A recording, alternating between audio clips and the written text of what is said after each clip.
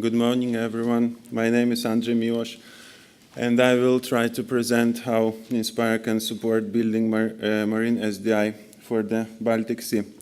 I work in HELCOM. HELCOM is a Baltic Sea Environment Protection Commission, which was established around 40 years ago by all the countries around Baltic Sea, and the aim is cooperate together to identify main sources of pollution and try to reduce them.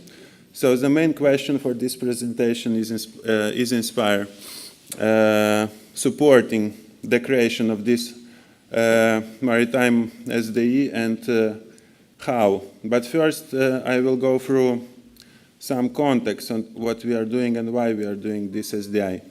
So Baltic Sea is may seem that it's quite corner in the northern Europe, but in the sea we have many oil rigs, wind farms, marine protected areas, shipping accidents, illegal oil spills, fisheries, a lot of ship travel in the sea, and much more activities and uses of the sea. So, as we can see, the Baltic Sea is busy, and a lot of activities are happening there. So, can we somehow organize this in a smarter way? So, all we know how to use the sea. And the answer is yes. There is something which is called MSP, or Maritime Spatial Planning. The aim of this action is to organize the use of the sea to avoid conflicts, international conflicts mainly. At the same time, Maritime Spatial Planning helps to create more jobs, encouraging investments, and also helps to protect the environment. So to do Maritime Spatial Planning, the information about sea uses is needed. Like, for example, where are wind farms or turbines are placed, where ships are moving, which areas are protected, and which areas should be protected. So when planners are planning these uses and activities, they should have information about current infrastructures.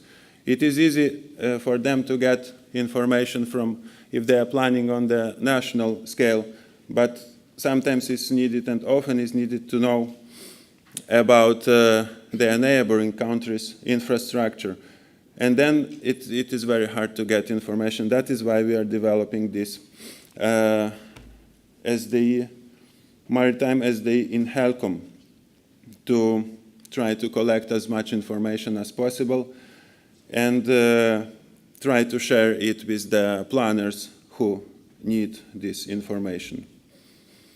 So HELCOM has currently 2 map and data services. The one which was built many years ago works in the manner that countries providing information data to HELCOM, and we store it in our centralized database and share it out with our HELCOM map and data service. This worked for a long time, but at some point data gets up-to-date and we have to repeat the process once again, asking the countries to provide updated data. That is why we have started recently, actually 2 years ago, to build a decentralized system where countries provide their data via services, and these are mainly OGC view and download services. In this way, we are sure that data is up to date, and we don't have to care about harmonization of data to show them in the same way on the map, and other issues with relevance of the data. So this system, what we are developing now, is called base maps, And we started with 27 different data sets which are important for planners. And through this system, we want to collect as many view services and download services as possible and share them with other countries. Here, we have also some data providers who are testing our system, so they can themselves log into our system and input their services depending on the topic. And we have also XML schema validator. And for now, that's all. We are developing it now. And so far, we have some challenges already. For example, data in WMS in these 27 categories in all 9 countries around Baltic Sea are available only in 20%. So we don't have much WMS data to display in our viewer. Then WFS situation is 11% of all this maritime spatial planning data availability. Some services are coming without metadata, which is also a problem. Then, if we ask countries to provide the data on one topic, they provide us something. Some of them, for example, if we ask to provide high voltage cables, so some of them provide existing cables, like Sweden. Germany has provided us plant cables. Latvia, for example, has provided all the linear infrastructure which is in the Baltic Sea. So there are semantic differences in data. Maybe our data providers are not sure what we are asking for, and they provide what they have published. Then another challenge is language. Protected areas in Poland, they have symbology with Polish labels, for example, and legend is also in Polish language. These are data set from Finland, and people from different countries may not understand Finnish language. Symbology and legend, as I have mentioned, it's also. So when we display data from the services, it's not displayed on the map in the same way as we had in our previous map and data service, where we harmonized it manually. Some data sets are have compatible symbology. So these are the challenges what we have developing our current system. I would not start mention now what challenges we have with WFS services, because we don't have much of them yet, and it is very hard to say now what challenges there will be. But we are very happy about Inspire, and we think that data standardization, and it is very important for MSP, and we encourage all the people who are working with Inspire continue to do their job. Fortunately, most of our data, what we are collecting for MSP, are in Annex 3, so they are not maybe published yet, and we hope they will be in some near future. Thank you very much. That's all. I would be happy for questions.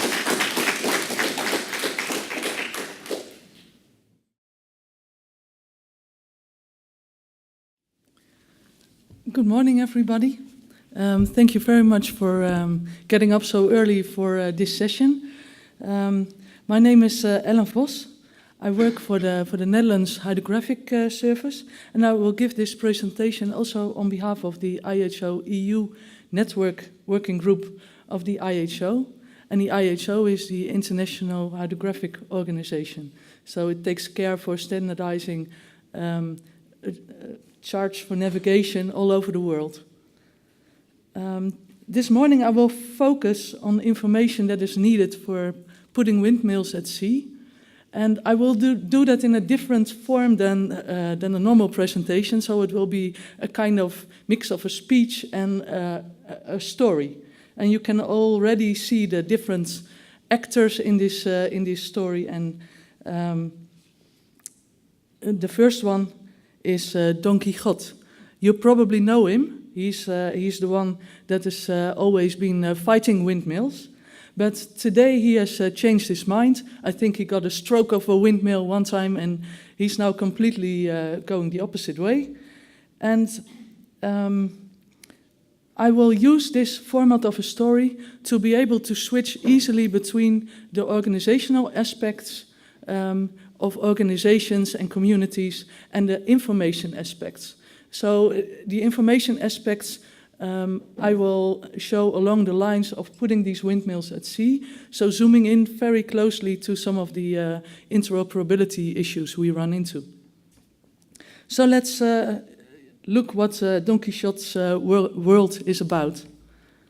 So thank you, André, for already giving a good introduction on marine or maritime spatial planning, and that is all about informed decision-making on the use of marine space. The process cannot be done on their own. So you see Don Quixote and his technical helper friend Sancho Panza. But it's very complex and an international world. And for informed decision-making, of course, you need data. And for building windmills at sea, Don Quixote actually has three main questions. So first, where is it allowed to put the windmills? Second, where is it possible? And the last one, where is it profitable? Because if there's no wind, it has no use, of course. So let's meet the saints. Because Don Quixote needs his friends to get this information. The first one is St. Nicholas. You can see him here. The next one is St. Francis over there with his animal friends. And the last one is Pascal, a philosopher. And let's get to know them a little bit better by looking at their worlds as well. The first one is St. Nicholas. He's the patron of the mariners and the fishermen and the tradesmen. And in a way, his users, they are users of both the marine space and also the marine information. They use their information for safe navigation. And he also represents the IHO, the International Hydrographic Organization.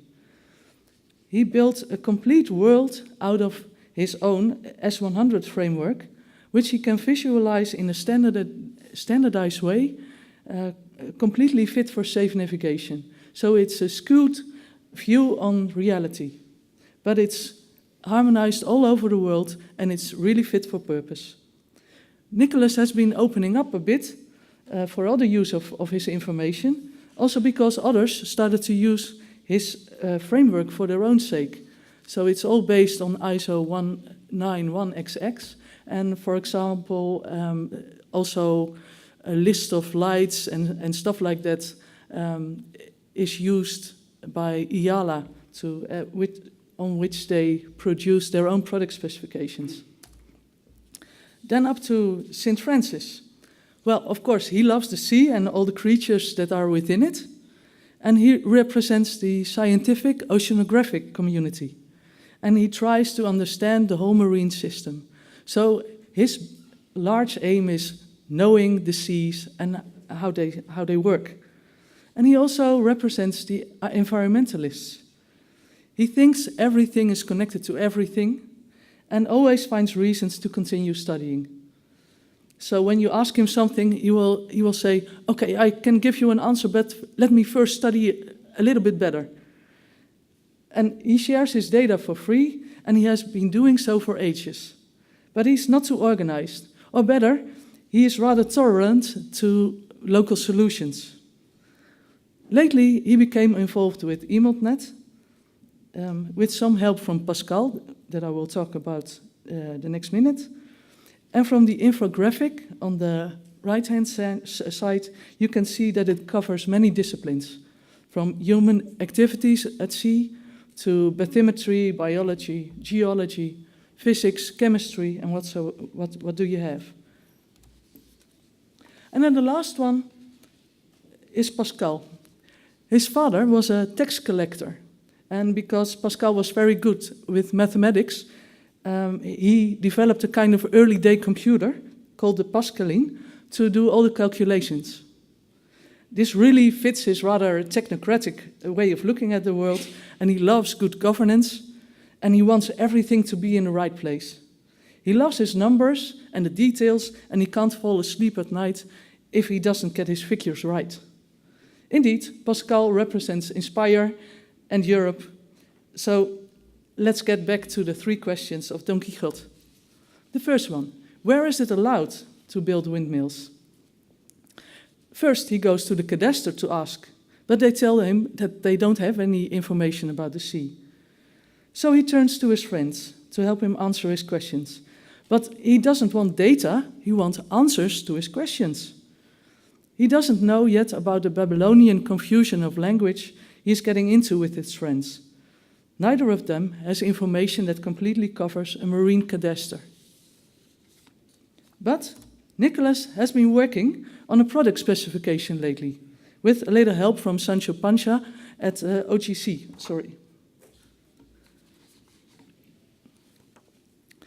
So they reused a pattern from the land administration domain model, which is, I think I have to put these over here. So it is geometry connected to rights, restrictions, and responsibilities. But of course, a product specification is not the same as data. And Nicholas has some information in his navigational charts, but that's far from complete. And also, he's not the owner of the information, so he cannot spread it without any trouble. And because Pascal didn't know that this information is covered partly by the administrative units and the area management, he stays quiet as well. And Francis, well, he is completely confused. He cannot get his head around the whole principle that some people can have exclusive rights on the sea. You know, the sea belongs to everybody.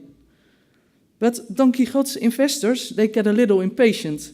They want to make sure that they don't run risks during the life cycle of their new windmills, because it's their investments. So up to the next question.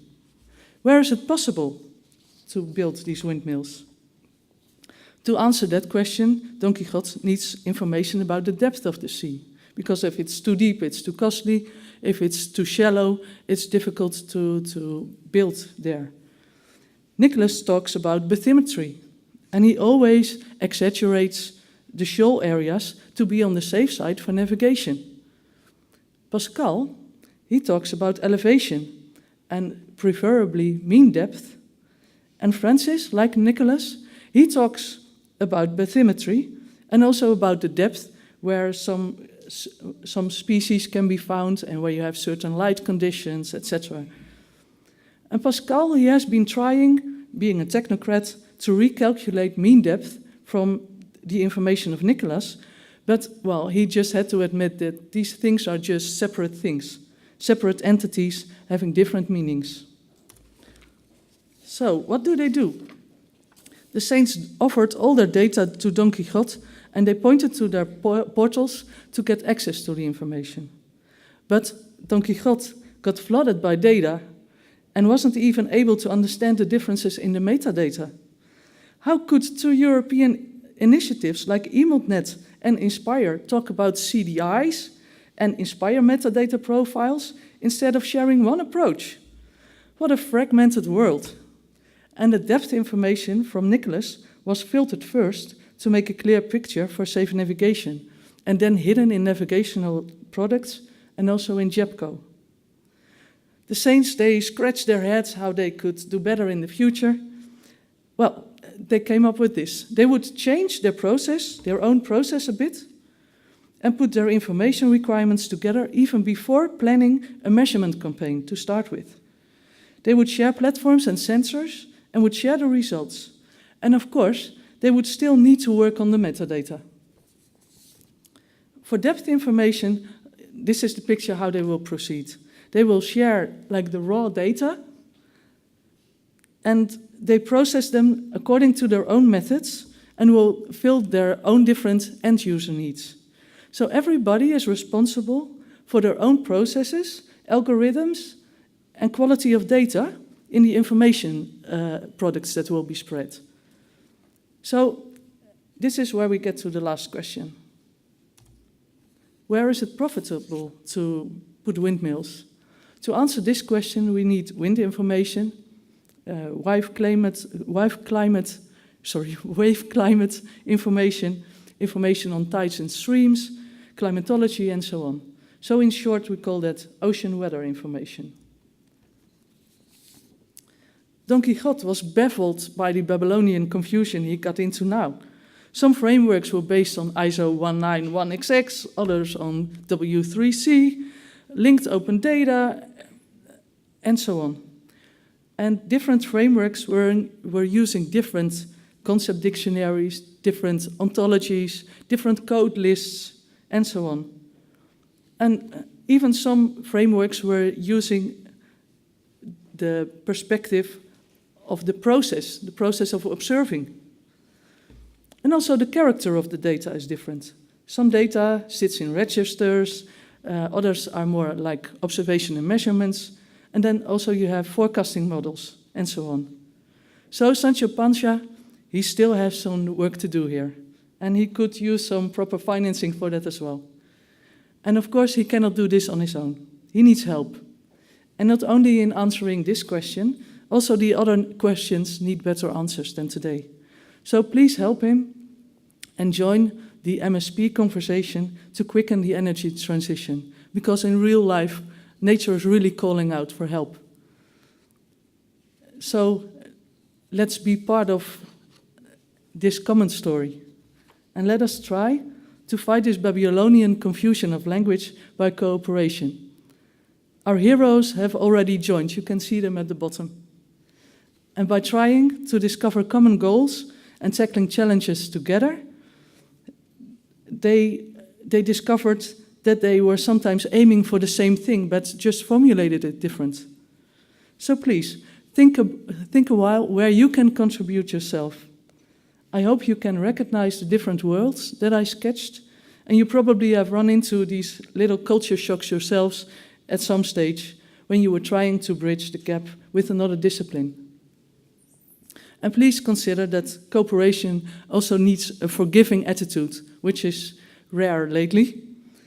Give your cooperation a second chance. If it doesn't run smooth from the start, it might be that you are building bridges without knowing it.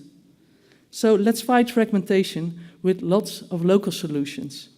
A first concrete opportunity to do so is at the OGC Marine Domain Working Group.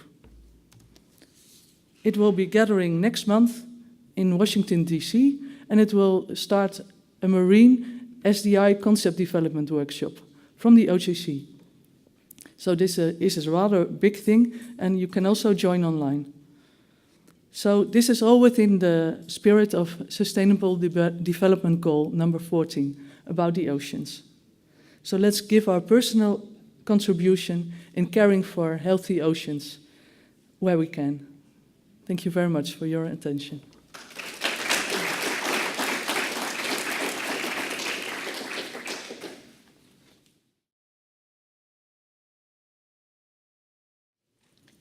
Thank you, Chairman. Good morning to everybody.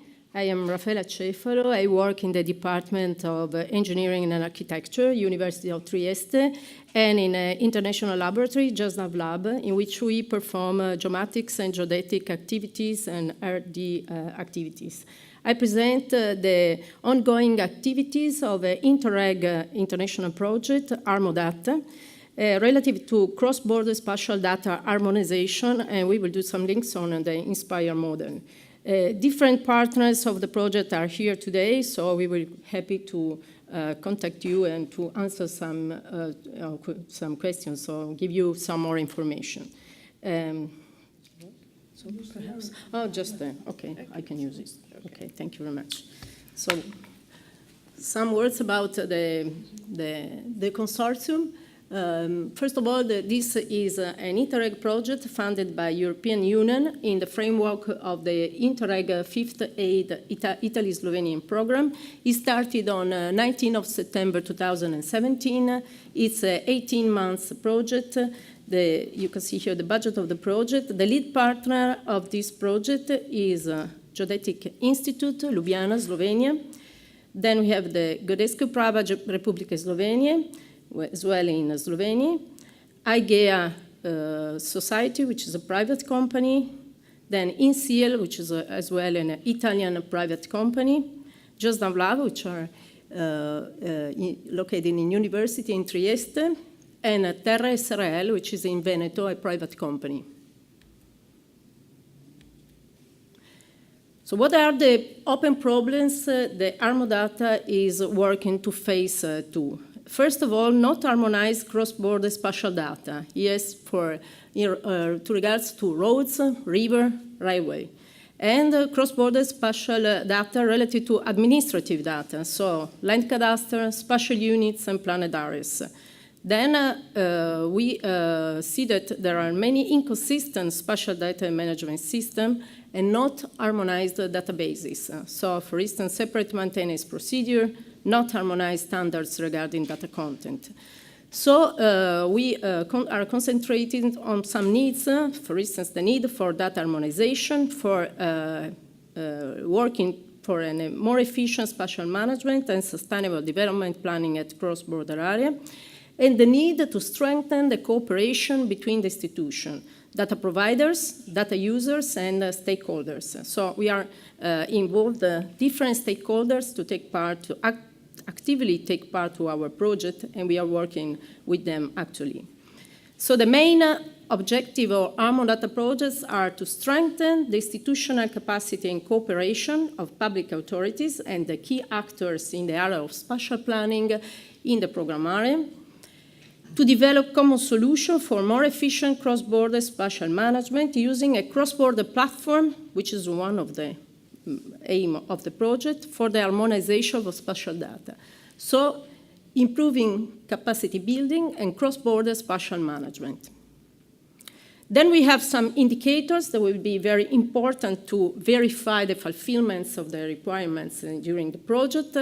As far as regards the strengthening of the cross-border cooperation, we are working to prepare a protocol that will be signed between public authorities relative to spatial data harmonization.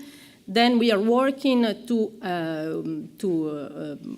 organize a common spatial data platform, optimizing the actual spatial data platform for the access to spatial data. And then we are working on the educational programs, which are also very important for dissemination and training, and the indicators will be represented by the participants to common educational program of spatial management. Then we have also some case studies relative to border data usage. The scenarios are relative to operation of search and download, search, view and download, search and download and harmonization, and search, view, download, and harmonized data. So this is the main concept, inspired also taking into account the INSPIRE specification. And so if we take a look to the levels of data harmonization, we can consider a basic level in which we have comparable data sets identified, then the data sets can be discovered. Data sets are very well documented and available in multi-language. This is a very important key factor in data treatment. Then the data sets can be easily downloaded. If we go to an advanced level, then the data sets need to be harmonized, and that we go forward a full level, then also we need data sets edge matching, which is important for full harmonization. So we start from source data and we go towards harmonizing data, identifying the inspired theme. Then we use Health Studio to transform the data, view results, and validate the results using the Inspire validator. So we then get out GML files, and so we can use that for spatial data input in spatial data platform and use cases. So we go through some, we have 5 case studies. The first one is relative to cross-border data usage using Earth observation data, in particular Sentinel-2 data. You can view a GIF image relative to the Venice Lagoon on the right. And we can use here also data at the basic level. So data source is identified, the finished products are downloaded and used for photo interpretation and as image material. Then we have an advanced level, adding the possibility to download products, apply correction, and modify them. This involves data into raster analysis scenarios, for instance, indexing and so on, data classification, using different approaches, pixel-based, object-based image classification, and so on. And then we have a full level with advanced and comparable datasets edge-matched at the border, like I said before. The second case study is relative to urban 3D modeling and interactive 3D zoning. In particular, you are seeing what is possible to do with the software is a Modelur, is a software that permits urban design software tool and calculation of key urban controls parameters on the fly. So you can modify the size of the buildings, taking into account the rules given by the urban and town spatial planning. Many benefits for the user. For sure, this is 2.5 most faster, so it gives more design alternatives, 4.5 more accurate, so it permits better informed design, and less prone to errors, so obviously giving the possibility to reduce the mistakes. The data sources is the building cadastre, Inspire Bucor 2D schema, and the plan land use, so Inspire Plus schema. Then we have a case study relative to mapping and assessment of ecosystem and the services. So measure and evaluate the value of ecosystem service contribution, considering the ecosystem service contribution in urban planning and evaluation. This is also different benefits for the citizen, like evaluate plan scenarios with ecosystem service value and giving instruments for a sustainability plan solution. The data sources are also here planned land use and existing land use. And then we can use other data for local evaluation and ecosystem service. This is an example of a mapping and assessment of ecosystem and services, so using like provisioning service, regulating service relative to water filtration, and cultural services. And on the right, you can see the total mapping using this kind of data. Then the third case study scenario is relative to disaster management. We are active since years on this subject, which is very important and very crucial for European Union and European Commission. So we are related here to natural disasters, but the same can be said to anthropic disasters. And you can see here some real-time mapping that you can obtain from GDAC relative on the left to some India flooding event and a world mapping relative to tropical cyclones on the right. In particular, we are working with our National Council Service. In Trieste, we have a special service devoted to the analysis of tide gauges and to the impact of mean sea level rise and extreme events. This is very important because it has impact on different elements. So, for instance, the enhanced effect on storm surge, more difficult discharge of rivers and sewers, water table rise, salt water intrusion, increase erosion, impact on harbor activities planning. So we involved, like stakeholders, also the Port Authority of Trieste, Italy. You can see in the graph the annual numbers of storm surge events. The one on the left is relative to a fixed plane. The second one on the right is relative to the seasonal mean sea level. And they are very important and have to be taken into account for alerting purposes. Then we have a case study relative to public infrastructure cadastre. The data source is the public infrastructure cadastre inspired use ESTnet schema, and we are interested to public infrastructure location and buffer zone. For instance, in Celje municipality, it is in Slovenia. No or limited construction with protection buffer zones to be taken into account, and mandatory or recommended connection to infrastructure.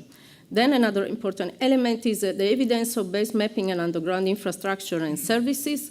Public infrastructure cadastre is a framework for registration of network connected points, and so we want to take into account the capability of network connection points, grid mapping based on average broadband network capacity is an important factor, and facilitate and optimize the infrastructure reuse, so giving faster times and lower costs to realize the new high-speed telco networks. There's a high demand for this. The joint common spatial data platform is a key important element to be obtained in the project. So from harmonized data to spatial data platform, so starting from GML files and going through metadata for datasets, implementation of services, VMS and VFS, metadata for services, and then harvest to inspire, and going to geoportal thematic viewer. The joint common spatial data platform is an important goal of our project. Main components need to be realized within the project. First of all, a common web GIS viewer, then a common data searcher, metadata catalog, bilingual, because we are talking of Italian and Slovenian languages, then atom feed services, Inspire compliant, and very important, we are working on a spatial management protocol that will be signed between Italy and Slovenian public authorities and will give more strength to our project activities. Then, this is also a very important factor for this project. We are working on common educational program on spatial management. We did different technical meetings and workshops till now, and in this moment we are working to prepare 2 separate workshops addressed to Italian and Slovenian participants, but open to all participants. There are free of charge workshops. That will be held in Italy and Slovenia, in Trieste and Ljubljana, in the February 2019. The 2 workshops concepts will be presented by joint personnel belonging to the partner organization and will be addressed to target groups in the framework of environmental management, so public employees, owners and managers of territorial data at national, regional and local levels. And that is also very important to territorial data users, so engineers, architects, geometers, civil protection agents, protected area managers, students, professors, researchers belonging to fields related to environmental management. And so everybody is welcome to participate, to take part to this educational program and to this workshop. What is also important, during these educational programs, we will also perform some educational courses. The topics will be related to geodata download, GIS import and management, Inspire directives, HARMO-DATA platform. And then a separate course on coordinate transformation and digital data georeferencing. These 2 educational workshops will be held the 5th and 6th of February 2019 in Trieste, Italy, and the second one on the 7th and 8th February 2019 in Ljubljana. It will be organized in the framework of the Slovene Inspire Days.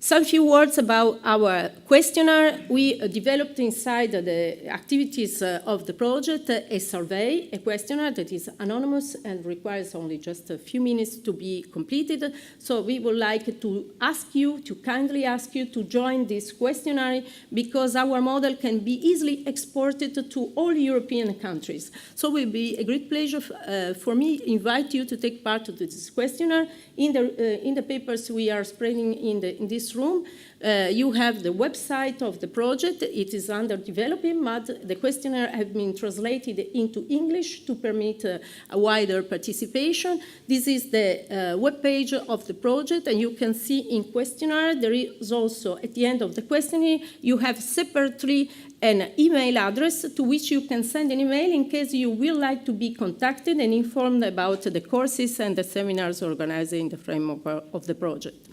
Just to show you only 2-3 slides on the preliminary results of the questionnaire, just to give you some ideas about the use of spatial data, the compliant data in the Inspire directives. So we have more or less 60% of people that don't use yet this kind of data, so this is important to disseminate it, to share such information. These are the participants, so 40% come from public authority, 40% comes from public administration, 38% from university and research centers, and PMI are only the 10% actually of the total budget. So which are the kind of typology examining data by the users? We can see that 78% of the participants to the survey answered cartographic data. So cartographic data are very important to be taken into consideration for harmonization and for improving the sharing of this kind of data. Then we have 37% of environmental data and 47% urban spatial planning data. There are some problems encountered by spatial data users, and this is also an important key during the questionnaire, so you can relate on this. So problems are related to data collection or to data maintenance, which is a key factor. Then which topics are you interested to be taken into account in the course organization? Information will be useful to better manage this kind of organizational activities. So thematic map elaboration, coordinate transformation, geodata download, or digital data georeferencing, and satellite imagery information management. Then I close with a nice picture. This is Minerva goddess in University of Trieste. On the left, on the right, the same Minerva goddess in Antwerp we saw yesterday during our nice walking to the dinner. Thank you very much for your attention.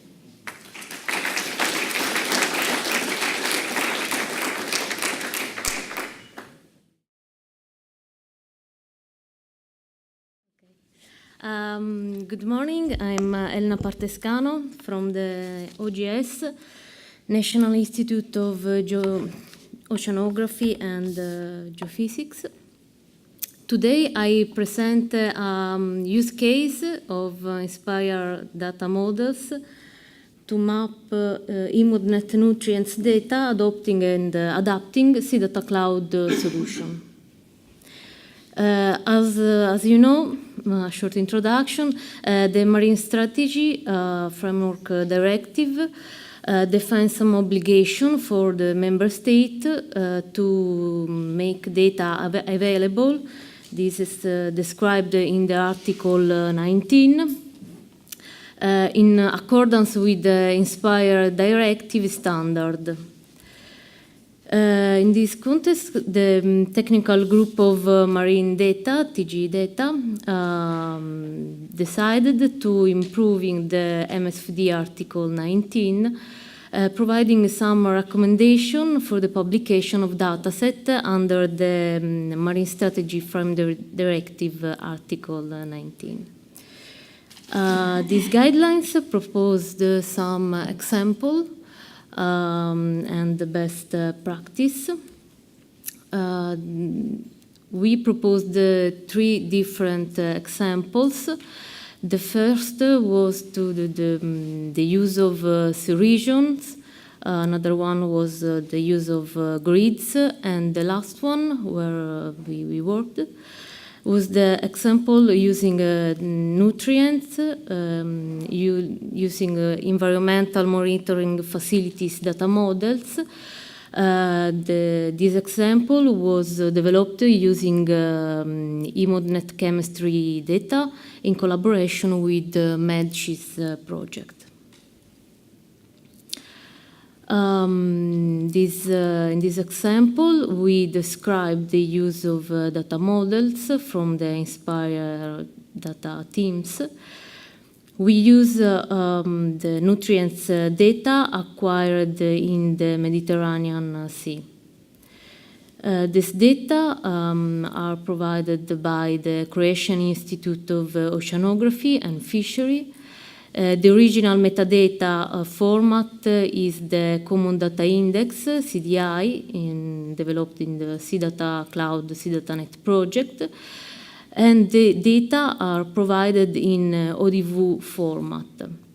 Some information are described in standard BODC vocabularies as for metadata and data. And for this exercise, we used nitrate and phosphate data.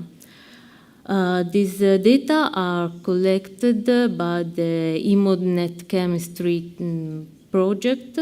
It is a data network that collects, validate, and provide chemical data. For this study, we adopted and then adapted the solution developed in SeaDataCloud project. We started by the deliverable 8.6, developed in work package 8. And for this exercise, as I said, we used phosphate. Okay. The original structure of the SeaDataCloud models is composed by different elements. Starting from the top, it collects information from platform, cruise, and then we arrived to the observations.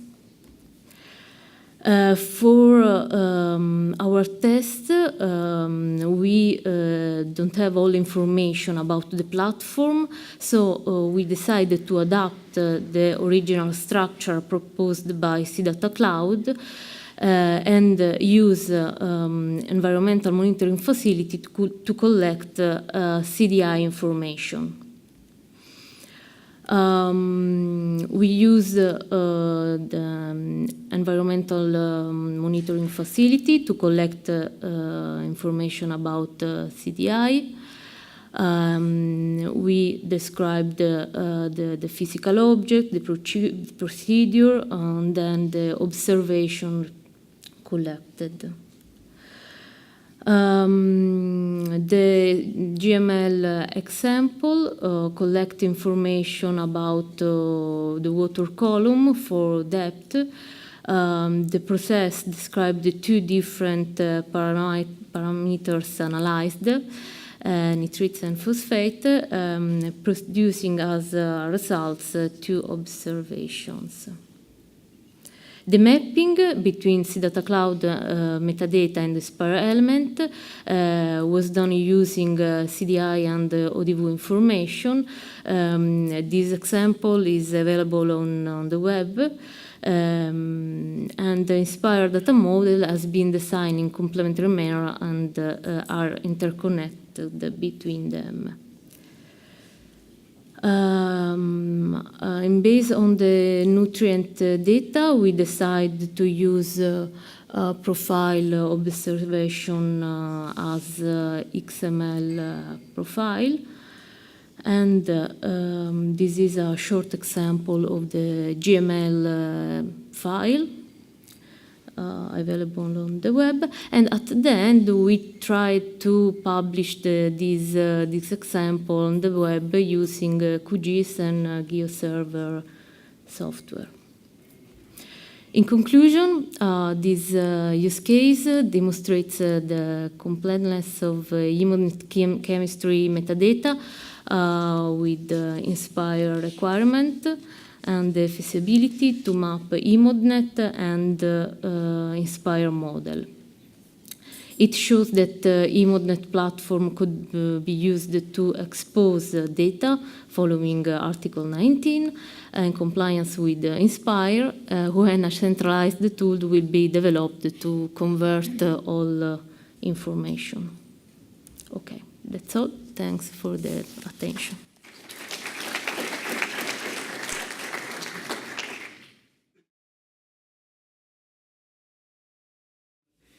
I would like first to quote Ellen Voss before. She said that what a fragmented world we have. And actually what I'm going to tell you about is not about only building a bridge between these data models. It was also so much about building a bridge between these two communities, between the SeaDataNet community and the Spire community. But first, some background.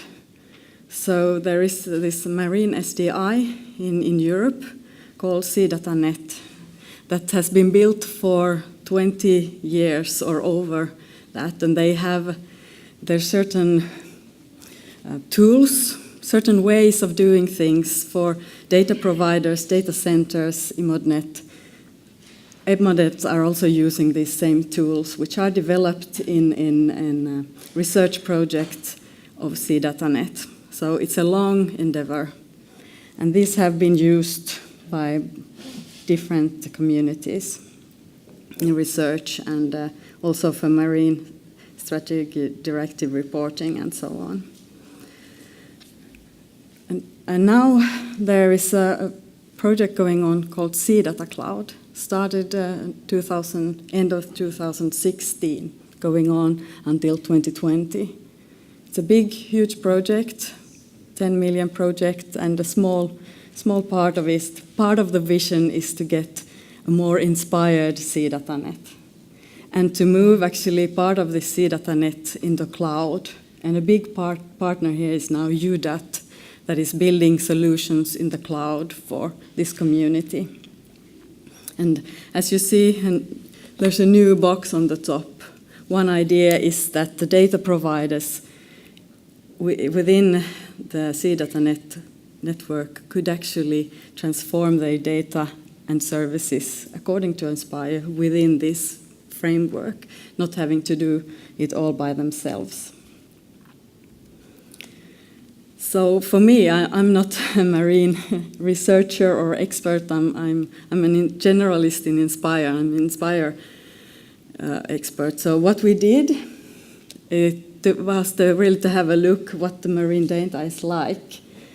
And we looked at the data of my home institute, the Finnish Environment Institute, and the British Oceanographic Data Centre. And they have the data as ODV or NetCDF files. And in the ODV ASCII file, you first have links between each measurement and each metadata record, which they call, Elena in her presentation already mentioned this CDI. And you have the variables that are measured here below. So they might be temperature, salinity, nutrients, and so on. And there, all the measurements are from each in this case, 24 locations. That's the structure of the data, source data.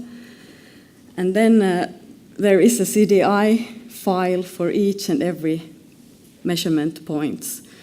If you compare with Inspire, you have metadata for a data set, but here you have a metadata record for each point. So it's a different way of using it. And this CDI metadata is used within SeaDataNet to search and find data, like based on points.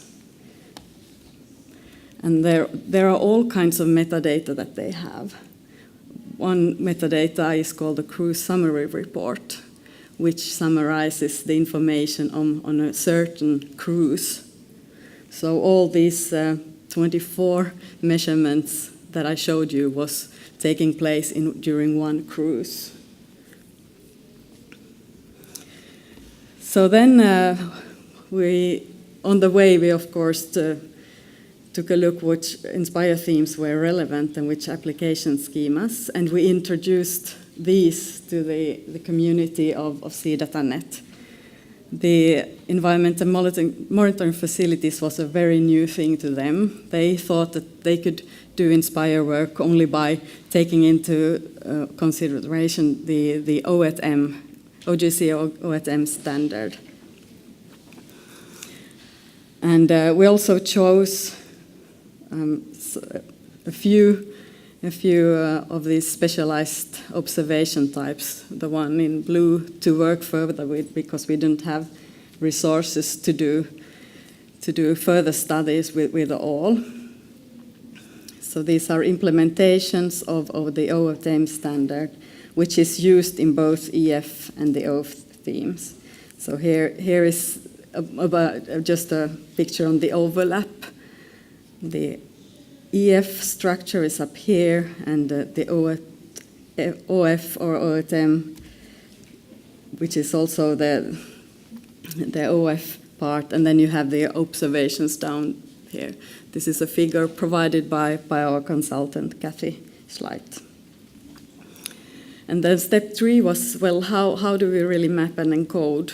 Then we wanted to really do it concretely, to show that if you go from these ODV files and this CDI, that how would the data look like? And our methodology was to do a first in a matching table, where we have the source. Is the source the CDI or the ODV file, or is it a standard variable that can be reused? And we did matching tables and GMLs for these Inspire application schemas. And they have been published at the Inspire thematic cluster for feedback and reuse. So please go there if you are interested to have a further look. And as you already heard, the EMODnet community was all waiting for that. So directly when we had published these results in November last year, Elena and her team took these examples and started to build further on them. So there was a request for practical examples. Then we documented the work in the report and gave feedback on issues to be further developed in the SeaDataNet community. Well, we told them that actually we need all these data, ODV, CDI, and CSR, to do the mapping. In many cases, the CSR, the cruise information, is missing. So that is something they should stress to their data providers, that they need to provide it.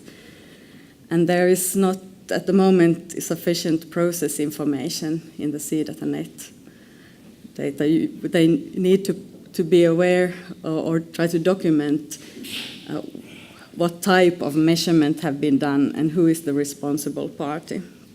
And there's a need to set up a namespace strategy.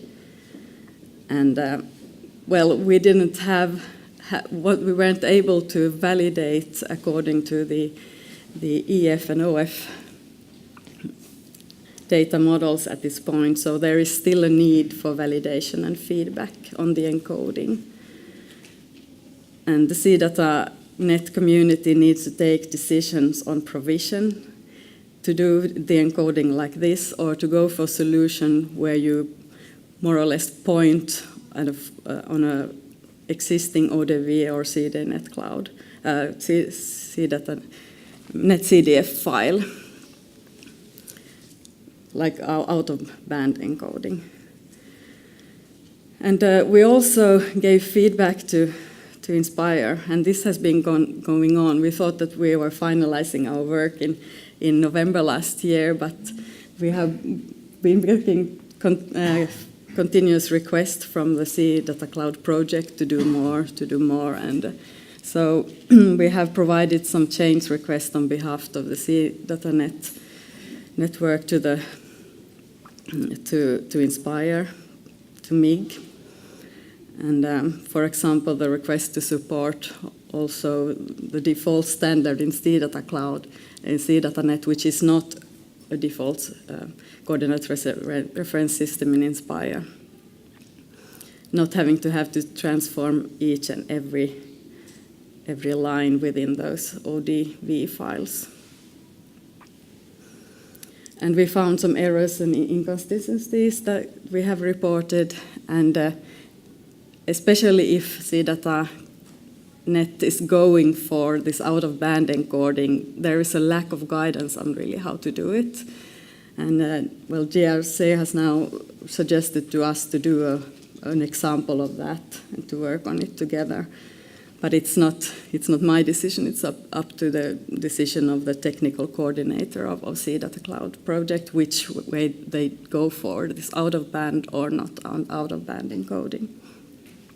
And I have to thank Kathy, the facilitator of the Environment Monitoring and Observation thematic cluster. She has, after her contract, continued to work on these issues and bring them forward on her cluster and in OGC meetings and so on. So I hope that we will get the remaining issues sorted out soon.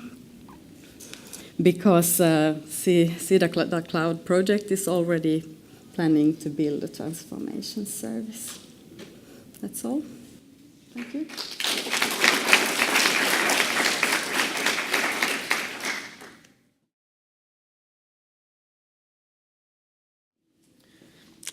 Thank you. So, as I'm Yuji Kato from SHOM, which is French Hydrographic Office, and I will speak about transboundary data interoperability for Maritime Spatial Planning. So I would really thank you to have stayed so far, and I would also like to thank the first two presenters who has very well introduced and illustrated what is Maritime Spatial Planning. So to add some piece of context, the MSP directive, Maritime Spatial Planning Directive from European Commission was issued in 2014. And I would like to highlight two articles from this directive. The Article 10 for data use and sharing, which indicates the fact that member states should use best available data and organize sharing of information. And the Article 11, which states the cooperation among member states to ensure that maritime spatial plans are coherent and coordinated across marine regions. So I'm glad I fit in the session theme. Based on this directive, European Commission helps member states to implement cooperation through transboundary projects. So SHOM for France is involved in 4 MSP European projects. So the first one was SimCelt on the Baltic Sea, started in late 2015 and ended on March this year. The next generation of projects which came were SimNORAD and SimWestMed. SimNORAD for Northern Western Atlantic and SimWestMed for the Mediterranean. And on February this year, SeaDataNet started for the North Sea. And on each of these projects, SHOM has a lead on the data work package. So I will explain that a bit. Data and information in support for MSP. So in Europe, we had a specific context for data interoperability. So as we all here, you know, we have a common framework, which is the INSPIRE directive. But we have also a great diversity of topics, from human activities to physical data, chemistry, seabed habitats, and so on and so forth. Data types, formats, scales from global scales to very local data sets, symbologies, which was also very well illustrated before. I could also say CRS and some other. So we needed, in order to conduct our analysis, an experimentation tool. So we set up a data portal demonstrator. So it's basically a spatial data infrastructure. I think you know well the components we used. So a metadata catalog, a GeoNetwork, a GeoServer, and we also try to experiment WPS with the project. And the philosophy was to completely play the game of the Inspire directive, so harvesting CSW to get metadata, harvesting web services, WMS, WFS to collect data, and be able to display it together in several viewers. So we have one viewer for each project. I display 2, but currently we have 4. So we wanted also that infrastructure to be replicable. So if we had a partner wanting to publish their own data sets in a spatial data infrastructure, this partner could use the experience gathered among the projects. So we set up nearly completely open source infrastructure. So building this kind of project and this kind of infrastructures, it is mainly possible because of Inspire. So it ensures that we have common standards across Europe for metadata, for data exchange, symbologies also through the and data models. It gives also the possibility to handle multilingual information, which is very important when you deal with transboundary context. For example, if in the North Sea, I'm French. When I'm getting Danish metadata, it's very hard for me. And the same when a Danish spatial planner wants to use French data, it's the same thing. The idea was also to avoid multiple storage, leave the data near the producer and be able to collect it without storing in, and doing that, ensuring that we are always accessing to the most up-to-date data. That is very important when we speak about in the directive having the best available data. It means also having the most up-to-date data. But we encountered many troubles still. I thank the first presenter because for the Baltic Sea, because I really recognized myself when he spoke about the difficulties. So the first one, the first family of gaps we went through was technical, properly technical. So the instability of web service. We had often some partners we harvested. Often some services went down. So sometimes it's only temporarily, so server maintenance, things like that. But sometimes it's more permanent, and it's not easy to track. So it can be changes in the web services URL or just shut down. Still difficulties within, generally speaking, with interoperability. I have very trouble pronouncing these words.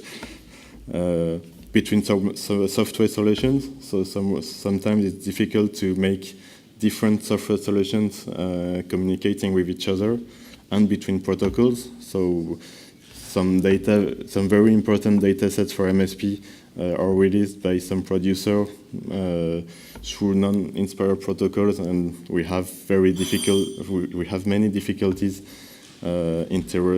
interacting with them. And we also came across another difficulty, which is pretty few technical documentation. So sometimes we had technical difficulty in searching through documentation, no answer, so we keep that for after, but no solution. Another kind of family of gaps we encountered are of organizational matter. We have uneven Inspire directive state of application between organisms and member states, so metadata unavailability, or data not available in web services. And the last one I already said. Licensing is a very important point. There has been a good presentation on the first day on that topic. Sometimes you can get access to data, but you have no clue of what you have the right to do with it, because there is no license policy available, or it's very difficult to decrypt. And final family of gaps are properly close to data, so portrayal diversity. On the upper picture, you can see the maritime boundaries for the Baltic Seas. So it's not matching, and it can be very difficult to read a map when you have the data on the same topics, but with a different legend. Sometimes we have official sources not matching. The second illustration, I think it's not really readable, but it illustrates submarine cables from SHOM, French Hydrographic Office, and from UKHO. And on both sources, you have cable that exist in one but not exist in the other. You have sometimes the same cable but with different geometries. Both are official data. So what source can we use? When we speak about best available data, it's very difficult sometimes to say what is the best available data. And another difficulty we are working on is trying to display non-geographical information in a geographical interface on a data portal.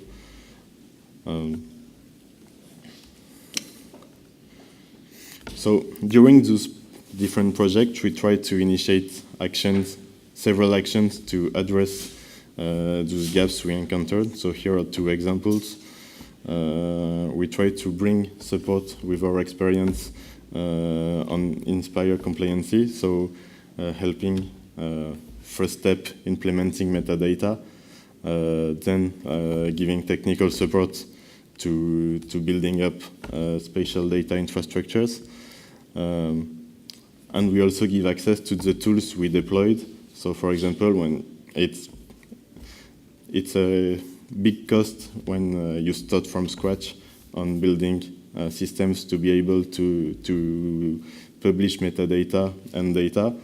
So for partners willing to publish data but not yet having the means to do it, we give access to the tools we set up for starting the process. And finally, we also try to give feedback on what we are doing, troubles we encountered, and how we managed to overcome them through production of technical documentation. Finally, when we assess transboundary data interoperability for MSP, we can obviously see what Inspire has brought us. I think in 2007, at the beginning of Inspire, we could not have been able to build structures working with web services, being able to display data directly from partners. So after 10 years, this is a great advance. But we still cope with many difficulties, as I presented before. We have our next steps. We would like to be more in connection with other European projects like EMODnet. EMODnet is a very important data source for us, but we can also bring to EMODnet data analysis we led, and communicate to them what other sources they could integrate in their data sets. And we are completing the picture, so on the Northern Atlantic and Mediterranean, the work is ongoing. And it has just started on the North Sea, so thank you for your attention.